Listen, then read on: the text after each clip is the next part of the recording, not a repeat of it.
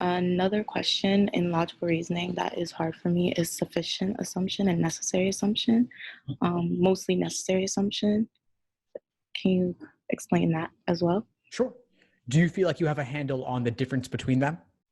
Yeah, I know sufficient assumption is something that makes the conclusion valid, while necessary assumption is more something that solidifies it, like uh, the whole conclusion. Well, sufficient covers the gaps that's in the between the premises and the conclusion, and necessary assumption is like what is relied upon, what is necessary to make the whole conclusion make sense, the whole argument make sense.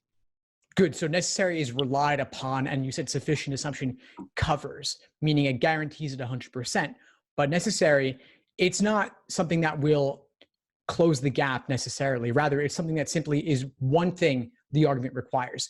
There could be multiple necessary assumptions, and the necessary assumption does not have to guarantee the argument. That's the wrong perspective from which to view it. Instead, you want to look for, if you assume the stimulus to be given, what needs to be the case. So you could actually think of necessary assumption questions like a very specific kind of must be true question, because it's not really new information. It may not be stated outright, but it is implicit in the argument itself. Thanks for tuning into the show. Please subscribe if you haven't done so already to be notified of new episodes as I release them.